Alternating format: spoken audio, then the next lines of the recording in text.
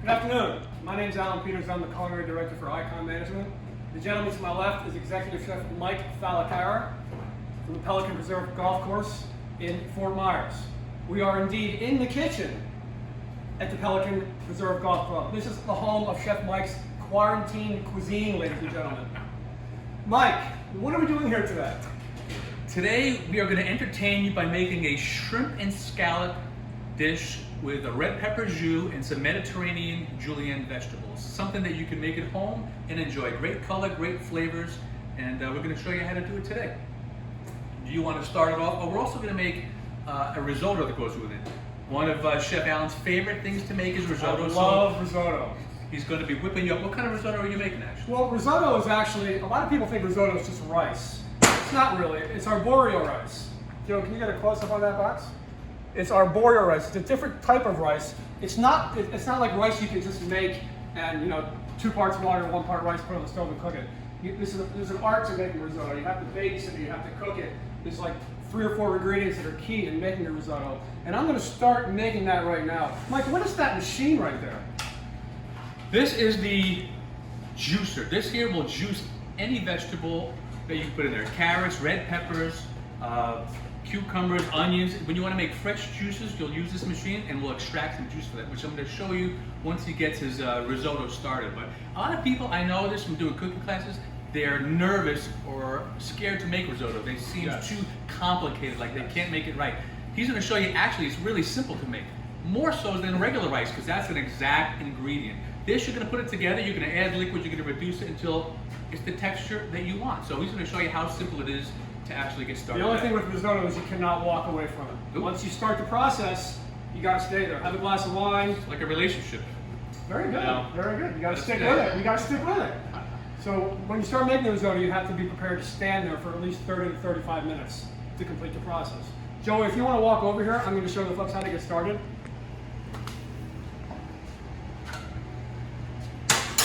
In this pot, I have a little bit of oil, and I'm going to add some onions. I'm going to saute the onions until they get a little brown. The more you saute them, the sweeter they get, and you want that beautiful color.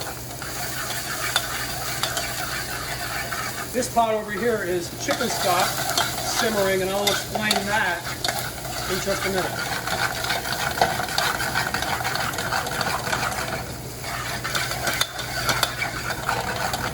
It's always important to make sure the oil is hot before you start putting the onions in. If you put the onions in the oil when the oil is cold, you will not get good results. The flavor will not come through at all.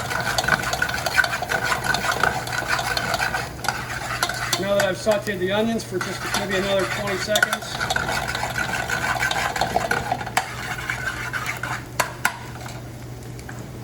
I'm going to put in some risotto. Very cool. Love me some risotto. I like to toast the risotto a little bit when I make it. A lot of folks just stir it up and start adding stock. I like to toast my risotto a little bit. It brings out the nutty flavor of the rice. Really, really good. It makes all the difference in the world. A new dimension. You can actually hear it toasting. Making some popcorn. Beautiful. Do you have the butter for the popcorn? Later. No, we're on diet, remember? I'm not on a diet. Have you seen what I look like lately? All right, so once I've toasted this a little bit, this is the tricky part. You take your simmering stock, you have to add it a little bit at a time. This is chicken stock. We made this from actually fresh chickens, but better off you can go to Publix and buy Better Than Bouillon and mix it with water. It depends how detailed you want to get. If you want to buy some fresh chickens and roast them yourselves and make stock, that's fine. So you have to add the stock a little bit at a time. And as you're adding, you need to stir. So like I said, you have to do this slowly. It takes about 25 minutes. The arboreal is going to soak up the chicken stock very, very, very slowly. So I'm going to keep adding stock and continue with my risotto. Chef Mike, what are you up to? I'm getting ready to juice over here. Are you juicing? I'm going to bring some color to the equation. Well, I'm going to get a pan warm because in cooking, the best thing, what I always tell people you need to do is you got to multitask and get your mise en place ready. Mise en place is getting all your prep in place. Right here we have all our mise en place. We have our vegetables, we have our shallots, we have our seafood.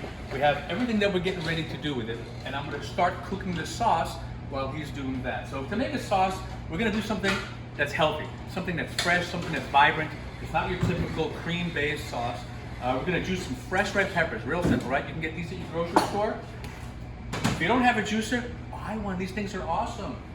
Turn it on. Basically, all you're gonna do is drop in the red peppers.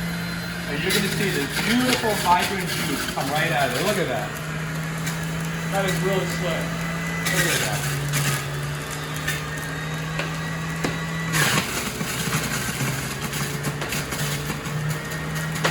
Look how much, that shows you how much water is in vegetables right there. Right there, that is beautiful.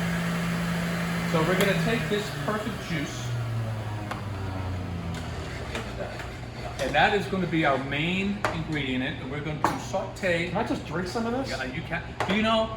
I just want to try some of this. When you want to make fresh juices, don't buy tomato juice. No. Juice your own tomatoes. Make a mixture. Get juiced carrots, tomatoes, basil, fresh vegetables. You can make your own blends with some, some pears, avocado, spinach. avocados. Throw some fruit in it to give it some sweetness. Yeah. That'll be the next video coming from you. But right now we're going to make the sauce. We'll do that. All right, let me show you this. So we got a pan getting warm here. Got our gloves on, got to stay safe. Keeping our distance out, staying 6 feet apart. I'm not here, Mike. So we're just going to saute. We don't want too much color in this dish, right? I usually say color is flavor. But in this dish, I don't want to get a lot of color because I got that beautiful red pepper. So I'm just going to add a touch of oil to that. You're going to see it swept down, chopped up shallots. If you don't have shallots, you can get a little bit of onion. But you want a little bit of onion or shallots, saute it, and I'm going to deglaze this pan with a little bit of white wine and Pernod. Pernod gives it a little bit of a Mediterranean flair. You don't need too much. Right, Pernod tastes like Fire is beautiful. Pernod tastes a little bit like licorice, right? Right, yeah. Pernod is just like Anna said, has a licorice flavor, and it has a good alcohol content, as you can see by the flame. So we're going to add a little bit of Chardonnay, a little bit of white wine. Probably about double the amount you added on the Pernod. So that's going to reduce. We're making this for one person, one or two plates, so you don't have too much going on there. You don't need too much. So that's ready to go. You're going to add your red pepper juice to this.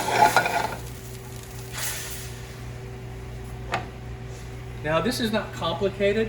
All we're going to do is take this and we're going to let it reduce. Reduce just means simmering it until the liquid is evaporated and we're left with just a thickened liquid, naturally thickened. And then I'm going to finish it with a little bit of butter. But I'm going to let that cook down, and then I'm going to bring it back to you.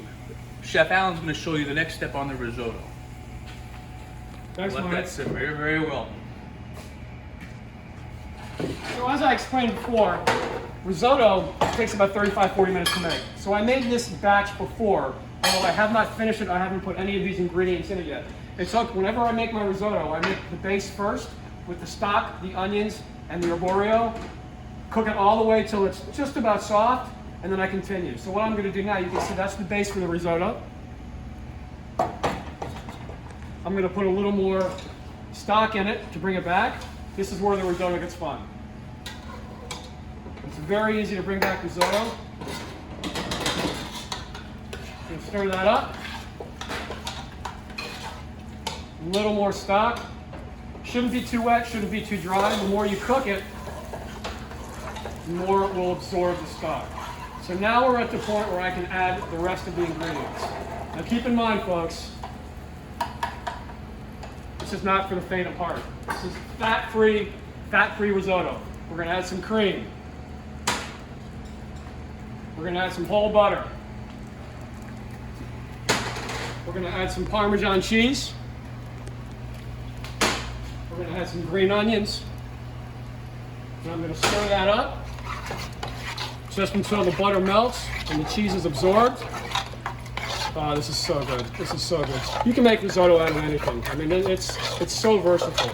So once that butter melts, Mike mentioned we are making a crab risotto. So indeed, that butter is just about melted. It's gotten to the point where it's very, very creamy. I'm going to cook it a little bit more.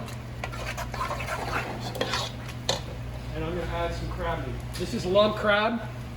You buy it in Publix.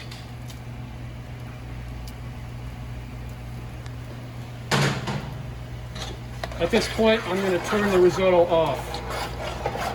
And I'm going to just let my crab meat infuse in there.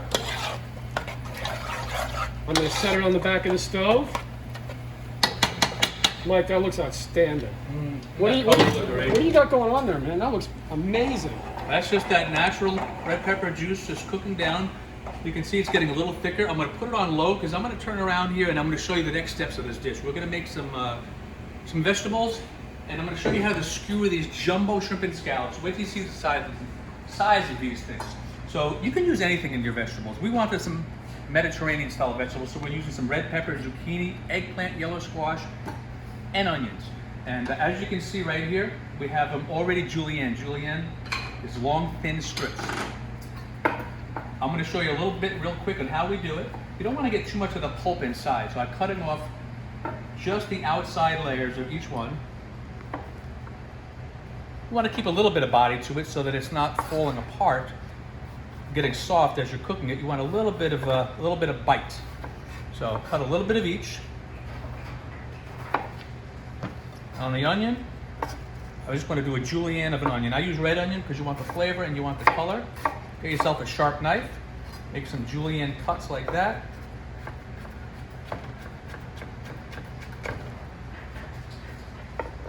We're just going to basically cut them into nice thin strips. And you can use any different vegetables that you'd like.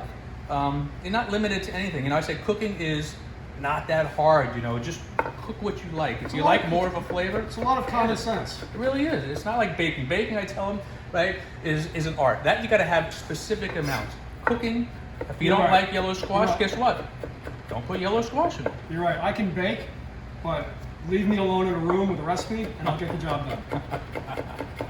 But we have red pepper on the dish, so you know, use common sense and compensate. The red pepper is in the sauce, so you don't want to add too much to this. So you use a little bit less. But you can put some olives in here, some fresh herbs. But right here is an example of the vegetables that we're going to use. And I want to add some fennel to this too, because it's a Mediterranean dish, and I love fennel, and it gives a nice flavor. But fresh fennel bulbs, if you don't have it and you don't want to use it, you certainly don't need it in the dish. But I'm just slicing them into nice thin strips like this, and we're going to saute them to give some texture and a kind of a blanket for the shrimp and scallop to sit on. And fennel is delicious. When you cook it down a little bit, it loses some of the licorice flavor and actually becomes a nice texture on the plate. So next I'm going to show you the shrimp and scallops. Look at this, look at the size of that. Can you see that?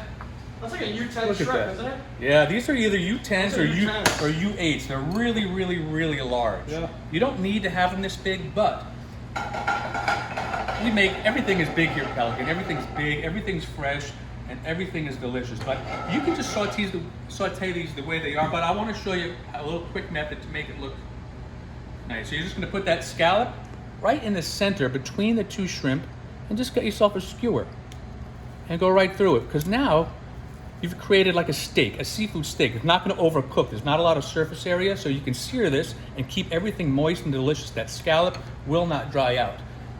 Thanks. I'm going to take a quick pan here, get it hot, and you're just going to sear the shrimp and scallop. When I sear them, this is where you do want color, because color is flavor. If you're making a steak, if you're making seafood, right, Alan, didn't that teach you? You know, you've worked at Disney World for years before you were the culinary director here at Icon. But color is flavor. That's the first thing you teach people. If you sear a steak and you put it in a pan that's not very hot, what happens? You're steaming it. You're not adding that flavor. If you notice, Mike is preheating his pan, which is what I said to do with the risotto. You always have to saute with a preheated pan. Always, always, always. So get a preheated pan, add a little bit of oil, and if you want to kick your dishes up a notch, always season. Salt and pepper, don't be afraid to use it. Get it on top of your steak or your seafood, but get the color in the pan. That's the key. You don't want to overcook things. And if it's hot when it goes in there and you hear that sizzle, you're going to get brown before it's cooked, way before it's cooked. And that's what we're doing right here, is want to brown each side of that. And I have some that are already pre-browned to show you in a second, but I want to show you how simple this is to do in advance. People get too worried that they don't have enough time. See this? You can do this in advance. You can brown them all in advance. You can put them in a pie tin on the side and a pan on the side. Put it in the refrigerator. It doesn't matter. Do it in advance. The risotto, to the steps that he had done, you can make that in advance and then just finish it off with the butter and the cream last minute. So it doesn't have to be complicated and you don't have to stress out. Cooking should be fun, right? It is fun. It is fun. This isn't a job. I love doing this. This is amazing. So you're gonna let that cook. You can Cooking with wine is fun too. Well, it is alcohol, so I guess why we love it. Look at that. But this is the color you want to get. Nice golden brown on either side. And then it's ready to put in the oven last minute and then finish it when you're ready. So that component is done. The sauce component is almost ready. Do you have anything else to show them about with your risotto?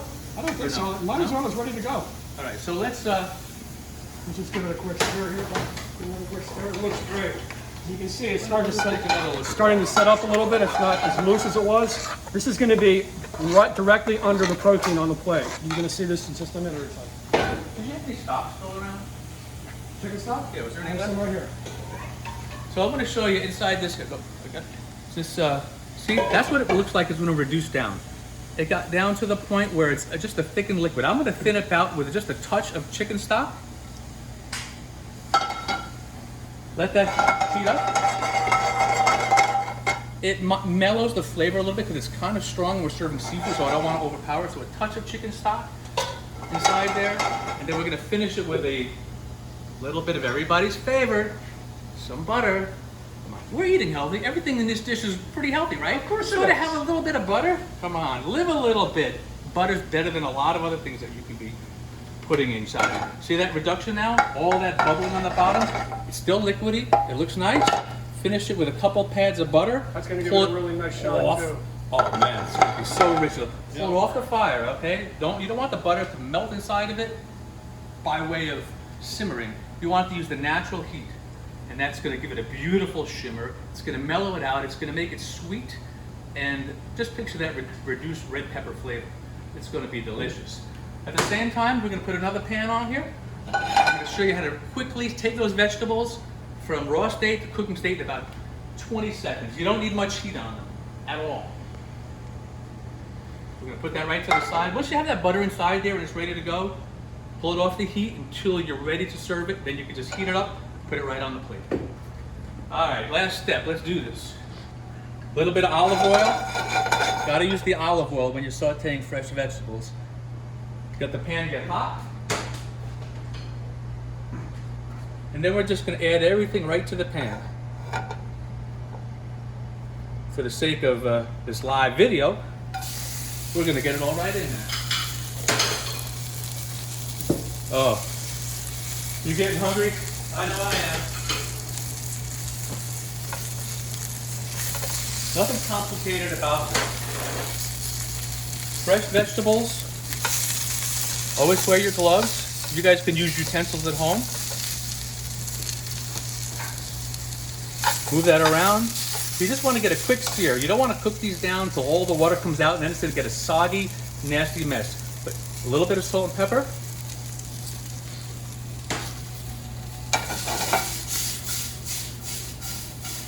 You should try this at home. I usually say don't try this at home, but this you should try at home. Have fun, enjoy it. It makes you relax a little bit. Plus, you look cool doing it. And you can show your kids, your grandkids, your boyfriend, your girlfriend. You can impress them. What do you think about that? We're in quarantine. We're in quarantine. I'm tired of impressing nobody, just myself sitting around the house. Just getting lonely. Oh yeah, look at that color. We're almost ready to put this dish together. We are ready. Let's do it. Let's do it. All right. All right, Joe, you want to step around the other side and we'll build it. Right here. First, Mike has his grilled fennel on the plate.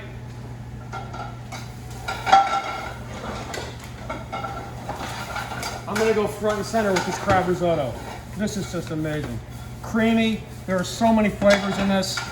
It's amazing. We've got butter, we've got cream, we've got cheese, we've got crab, we've got green onions. Oh, Oh my God. oh the look at creaminess. this. Oh. What goes on to next, Mike? Next, we're going to take our cooked and ready to go shrimp and scallops. You can serve them with a skewer, but we don't want to do that. Who wants to eat a skewer? It just gives your customers something else to do while they're eating instead of enjoying it. Are we gonna eat that when we're done, Mike? Oh, you want me to have to share this? Come on, man. All right, for you, anything. you can have a bite. So look at that. That's beautiful, right? It's beautiful as look it at is. We're not It's even done tender. yet. It's juicy. You got great textures and flavors going on. But wait till you see the next one. Look at those vegetables. Vibrant, crunchy, and colorful. You know, and be creative. If you don't want a plate like this, make the plate look like your own. You know, do something different. Put the vegetables on the bottom of the plate. Put the seafood on top of it, and serve your risotto on the side if you want. Oh, that looks amazing. I mean, That look looks at the absolutely colors going amazing. on there. Oh, that's beautiful. You gonna sauce the top of the shrimp? Oh yeah, I think that's the best. Yep. That's So probably look the at best way to do this. it. So now you take this. You see that sauce? How beautiful it is. Just take some of that and just lace it right over the top. Oh, look at that color. Look at those colors. Oh, man, I'm getting hungry. Mike, I'm gonna finish out with some fresh herbs. Got to, right? I've got some fresh thyme and some fresh rosemary. Ladies and gentlemen, look at that. Isn't that beautiful? You can make it at home. You can do it. How much time did we spend on that, Mike? Maybe 30 minutes, most? Yeah, I would say that's about it. Really pretty plate. Well, thank you for joining us today, and I hope your quarantining is going well. Alan, I appreciate you getting me involved in this. And Absolutely, Mike. Our pleasure. thank you. Have a great day, everyone. Thank you all.